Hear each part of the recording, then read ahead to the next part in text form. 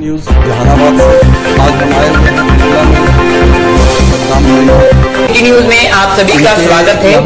खबर वही जो रहेगा सही में खड़ी होने वाली जहानाबाद सिटी न्यूज से एक बड़ी खबर बातचीत करने। तो आइए एक मुलाकात करते हैं सद्दाम जी से। जहानाबाद सिटी न्यूज से एक मुख्य समाचार सुनिए विस्तार से आज की खास रिपोर्ट। न जाति है न धर्म का खेल, न ऊंच नीच का नारा है, बस पंचायत में बदलाव और विकास लाना लक्ष्य हमारा है।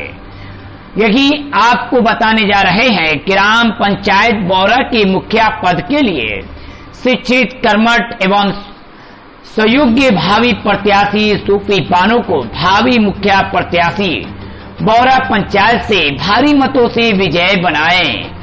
मैं नहीं कह रहा हूं बल्कि ये खुद मोहम्मद नासिर तनवीर मलिक उर्फ सद्दाम जी जो बैरा पंचायत इस बार मुखिया प्रत्याशी के रूप में आप लोग के बीच में आ रहे हैं।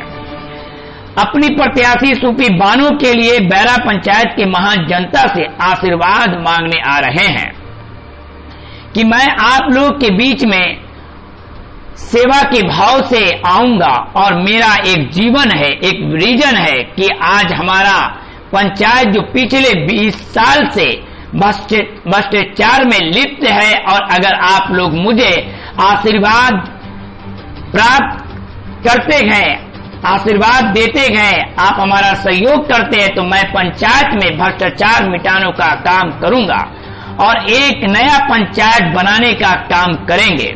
आप तमाम जनता जनार्दन को भी करना चाहता हूं कि अगर आप लोग का मुझे आशीर्वाद प्राप्त होता है तो मैं पंचायत के कमीशन फ्री काम करने का काम करूंगा। आप देख रहे हैं कि हमारे पंचायत में इंदिरा आवास के नाम पर 30 से 35 हजार रुपए मुखिया के द्वारा लेने का काम हो रहा है, रिश्वतखोरी का काम हो रहा है, बिना लिए हुए कोई कार्य नहीं किया जाता है और शौचालय योजना में भी मुखिया के द्वारा 2000 से 3000 रुपए लेने का कार्य किया जाता है जो कमीशन खोरी का कार्य होता है। अगर आप लोग का आशीर्वाद प्राप्त होता है तो इस भ्रष्टाचार को मैं भी पूर्ण रूप से दूर करने का काम करूंगा। आप मुखिया नहीं सेवक चुनिए तो जनता के बीच में 24 घंटा रहकर दुख और सुख में मैं शामिल रहूंगा। ये आपके मोहम्मद नासिर तनवीर उर्फ मलिक सद्दाम जी का कहना है। आइए इनसे खुद आप अपने कानों से और इनके आवाज को खुद सुनिए ये क्या कह रहे हैं। विकास के प्रति किस तरीके से विकास को लाना है और अपने पंचायत को एक नया मोड़ देना है। जहानाबाद सिटी न्यूज से अब्दुल मन्नान की रिपोर्ट जहानाबाद। हर खबर में होगी हमारी नजर। इसी तरीके से आप खबर देखते रहे। जहानाबाद सिटी न्यूज के यूट्यूब चैनल को सब्सक्राइब करें, लाइक करें और शेयर करें।